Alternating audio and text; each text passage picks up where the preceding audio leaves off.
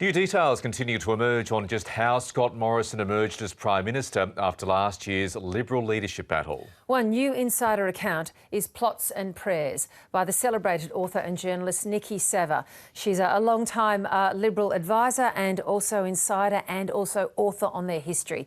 And I'm delighted to say that she joins us now from Canberra. Niki Savva, good morning. Always good to see you. Great to see you too. Look, a fascinating insider account.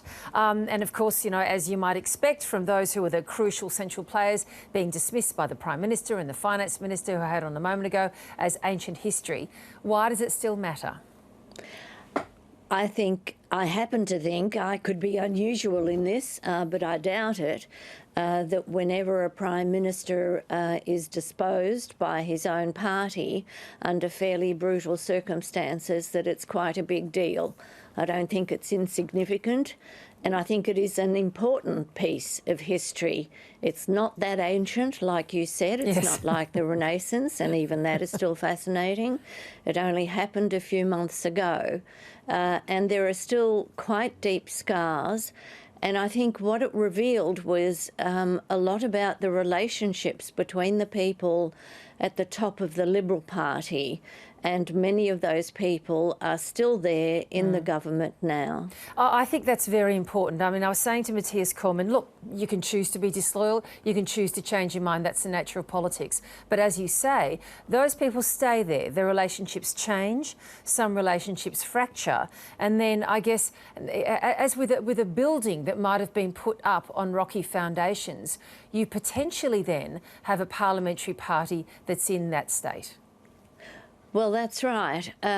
Look, you don't have to be best friends to work with one another. Sure. That has been the case, as we've seen over the years, where prime ministers and treasurers and so on don't necessarily get along, but they have a very good working relationship.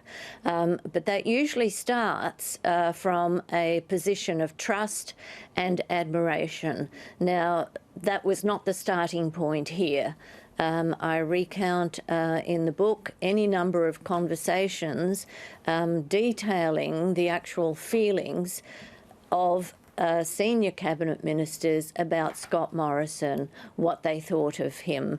Now, I've put those words in print. I'm not sure I'm prepared to say them on television, but let's say they're not entirely flattering. And it was put to me by people who knew both Matthias and Scott Morrison very well, that the thought of Morrison becoming Prime Minister, Matthias found sickening. And I guess we have to wait for more detail on that from Malcom Turnbull, but I think there's enough there to show that there was considerable antipathy, not just between Julie Bishop and Matthias Cormann and Peter Dutton, but also between Cormann, Dutton and Morrison. So how they reconcile those feelings, especially when trust, I think, broke down quite severely last year, how you restore that and how you make sure that everybody works together for the benefit of the government and the people. Well, I think people will be watching very closely. Yeah, and Niki, the language used about Scott Morrison is, as you say, not for breakfast television. It's pretty salty and pretty strong and condemning. But we've potentially got two things going on here, as you reveal, a new truth at the heart of it as well, because the origin of all the drama and the plotting against Turnbull was seen as almost being solely rooted in Tony Abbott's personal campaign against Malcom Turnbull, and that's manifestly true. Is it your contention that a desire by Scott Morrison to be Prime Minister was running parallel with that at the same time? Everybody could see what was going on. There were 3 years of sabotage against Malcom Turnbull by Tony Abbott and by his acolytes and by the Delcoms. It didn't take a genius to work out where that might be heading. So if you were Scott Morrison and you had his ambition, you would be making a judgment about when all that would be coming to a head, how it would come to a head, and what you would do in those circumstances. And knowing Scott Morrison and knowing the people around him, and they admitted this freely to me, they were not going to sit there and allow Peter Dutton to take over the leadership from Malcom Turnbull. In fact, Stuart Robert said to Scott Morrison immediately after that first meeting that if Dutton won, quote, "we are in hell. You have to run. It's your patriotic duty to run." But even before that, they were wargaming every situation, and Robert was talking to fellow MPs and saying to them that Turnbull was terminal. They could not have Dutton as leader. It would have to be Morrison.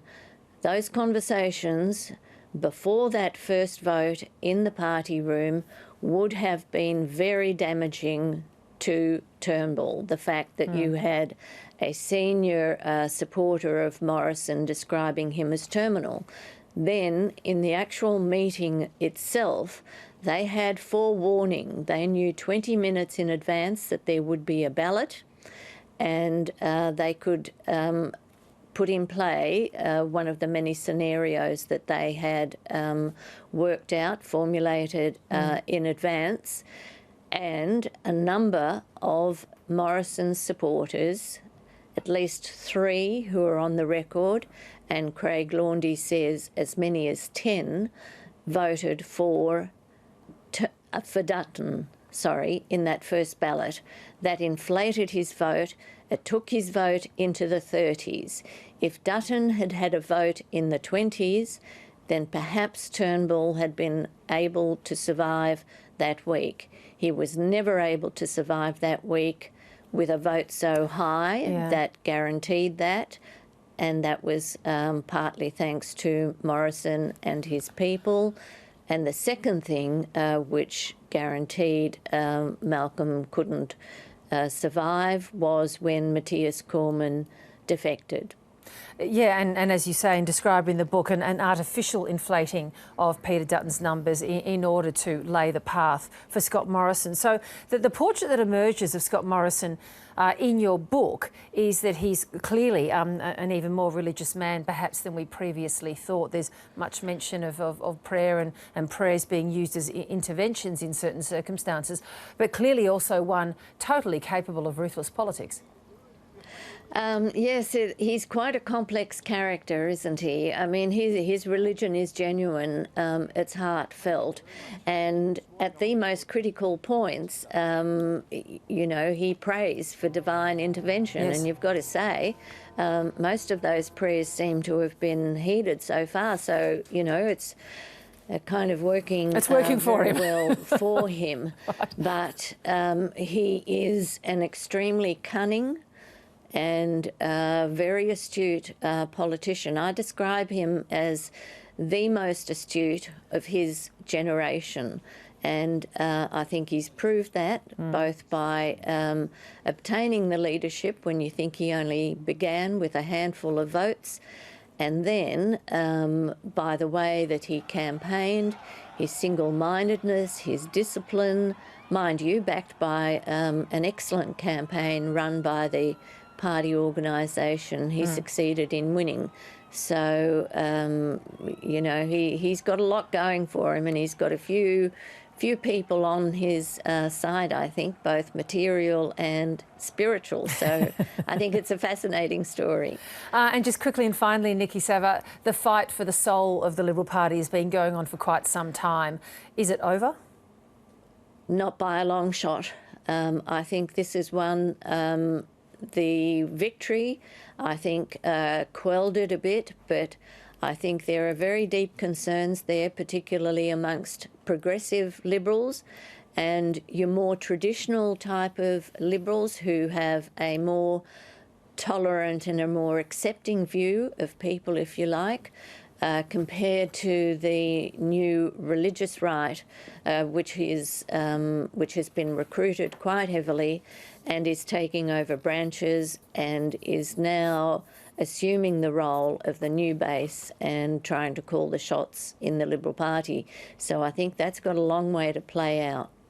Niki Savva, congratulations on another great piece of modern history Thank you. rather than ancient. Thanks so much.